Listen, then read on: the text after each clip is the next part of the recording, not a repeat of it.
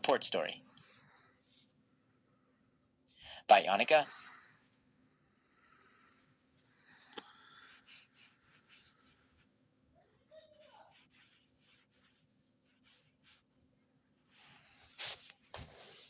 Hi, my name is Thomas. I am an English voice from the United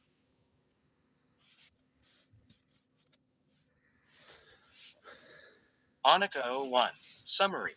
You're my roommate who's super cute and it's the middle of the night and you're cramming for your exams in your flannel pajamas and disheveled hair and it's becoming increasingly hard for me not to kiss you. Oh.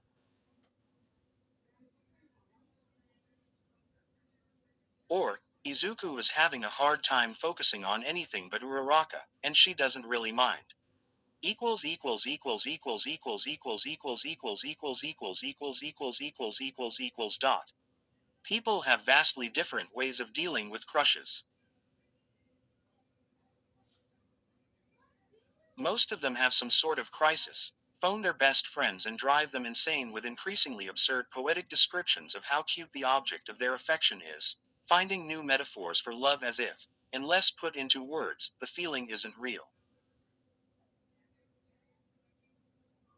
Others bottle it all up, stealing glances at the person they hold special feelings for, as if that will provide a model for them to paint over, a sketch on the otherwise blank canvas of their life, the start of an enriching work of art.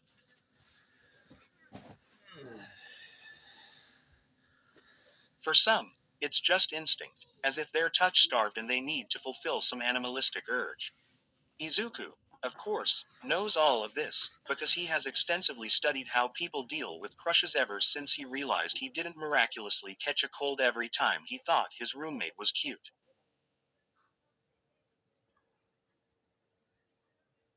It's also by overanalyzing all this data that he realized his way of coping with crushes is overanalyzing all the data. This is the thought process that Midoriya Izuku has followed to reach the predicament he is in, and why, he discovers, studying with Uraraka is highly distracting. Because, if there is one thing all crushes have in common, is that the presence of said crush is the holiest blessing and cruelest curse at the same time, mocking all paradoxes known to mankind. He tries, he really does, to be neither in the stealing glances category, nor in the poetic descriptions one. Unlike everything else Izuku has succeeded in, hard work fails him miserably this time around. It's not his fault that he's already done with his assignment for All Might and that the light in the living room falls just so. The soft glow teasing Uraraka's tousled hair and the loose threads of her flannel pajama, at least one size too big and definitely unironed.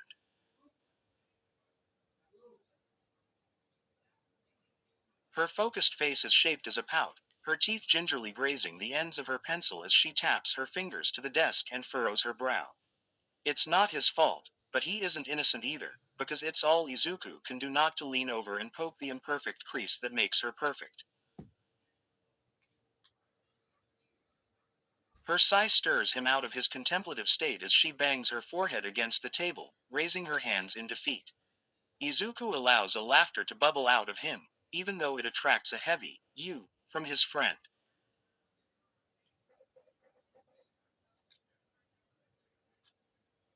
Stop laughing. She sulks, weakly throwing a pencil in his direction. Izuku dodges, eliciting another groan from Uraraka, who repeatedly slams her forehead against her notebook, as if urging the physics formulas to enter her brain and stay there. I have never been defeated by physical laws in real life, so why must theory take its revenge on me? She groans, her lower lip jutting into an illegally adorable pout, one that Izuku tries his hardest to pretend he hasn't seen, because it's doing atrocious things to his heart.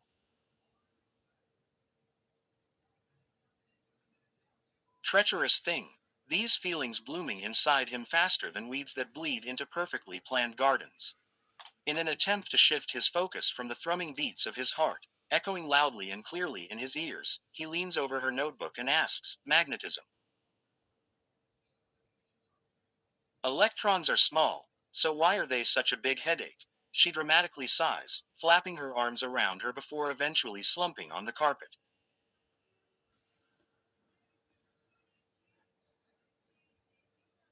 If theoretical physics is toying with Uraraka, then real-life physics is poking fun at Izuku, because her oversized shirt isn't supposed to ride over the edge of her pants and reveal a strip of her smooth skin, nor is her exhausted face presumed to be so endearing, the eye bags bringing out the sparks in her eyes and her pale face looking like porcelain in the light of her desk lamp.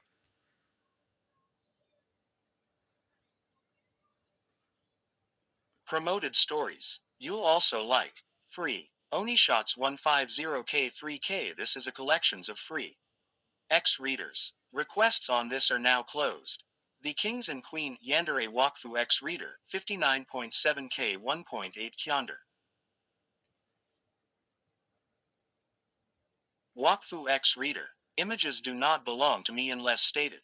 Wakfu does not belong to me, it belongs to Enigma. This is being rewritten in another book on my profile.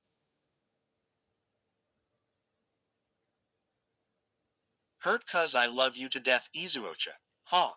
0.9K 141 Class 1A is now Class 2A and is working to be better heroes due to events that had happened before.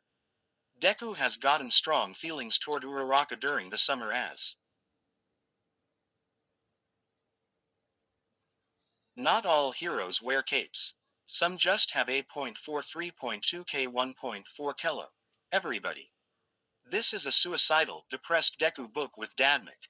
Will their bond grow? Will Mike fuck up? Will Izuku try to kill himself? Find out yourself. Number 1 radio. Finished. 28.6K 508 tilde he save all of them just a smile plastered on his face before disappearing through the wind.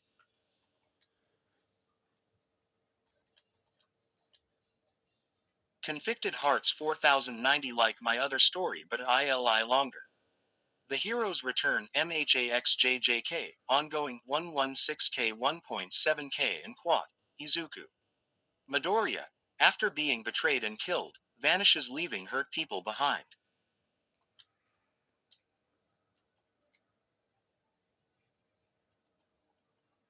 After 2 months and a hack, he come back, changed. How will the class re? Izuku gulps and tries to focus on the words formed by her lips instead of the way they move, trying to process the meaning of what she's saying instead of wondering what it would feel like to press his mouth to hers, to taste the oily fries they had for dinner, because they live up to the broke student legend and have midnight McDonald's Happy Meals to keep them going during the exams. To refrain himself, Izuku discovers that reciting all of the hormones that cause him to feel such physical attraction does the trick, and he offers her a hand to pull her up. Tell you what, he says as she bats his arm away dramatically. You make it through this theory paragraph and I'll pay for lunch tomorrow. She bolts back to a sitting position, eyes glimmering with the promise of an actual meal, for free.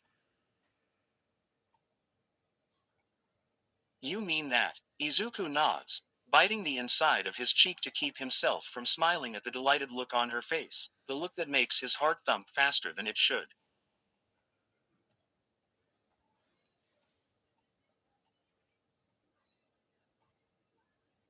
Deal, she says, picking up the pen with newfound determination. Uraraka has no idea what her puffed out cheeks and sudden, aha, moments that light up her face and made her hair bob along with her nods do to Izuku.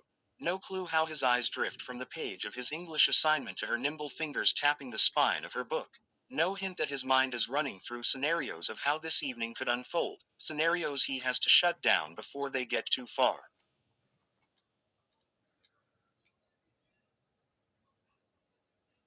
He's always been focused on the goal in front of him, but lately, he's been wondering what it would feel like to make Uraraka part of that goal.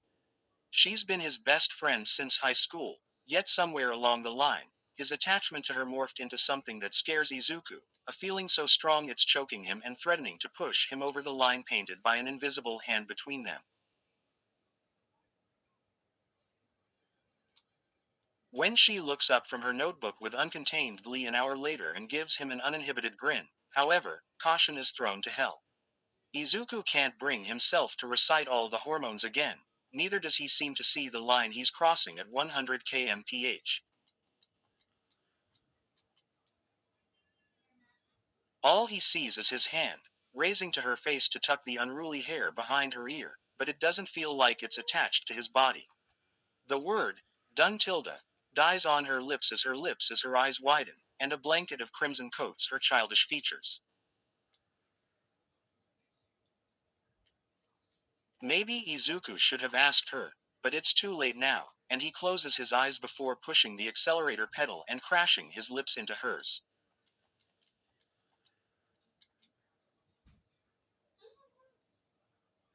It's really clumsy, and he finds himself wishing he had read more extensively on what to do with a crush instead of crushes themselves. He has 20 seconds before the adrenaline will leave his system, and he uses his time to run his hand through the knots in Uraraka's hair, to breathe in the mango-scented soap she uses and the strawberry chapstick that engulfs the faint oily aftertaste of fries, and to faintly hear her dropping her pen.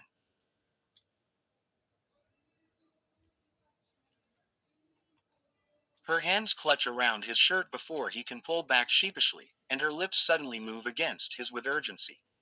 She's even clumsier than him, bumping their noses and foreheads more than once, and drawing away with crimson-stained cheeks and short of breath, but her earnest chocolate eyes stare into his with a sense of awe and wonder.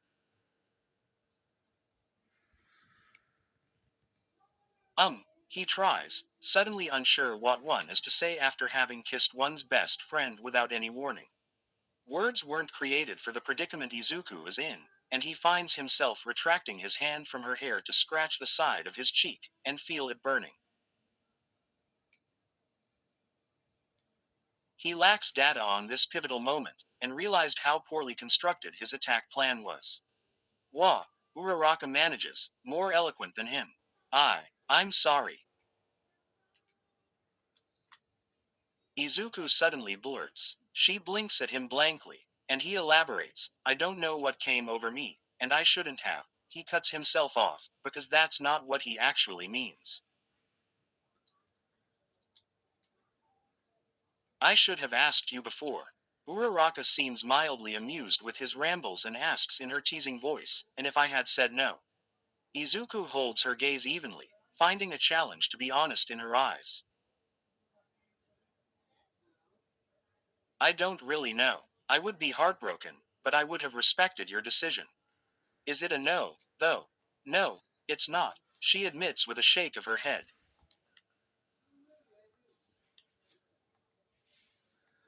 Is it a yes? He asks with a small smile. Uraraka's face breaks into a lopsided smile and she closes in the distance between them, humming in approval as she presses her lips onto his, this time slower, silencing the ticking of the clock on the wall as they explore the vastness of this new form of them together.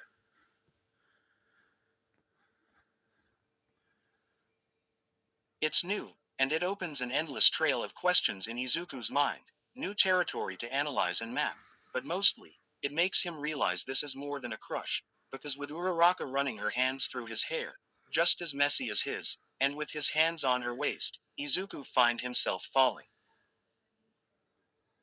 And it's the best feeling in the world. Where stories live. Discover now.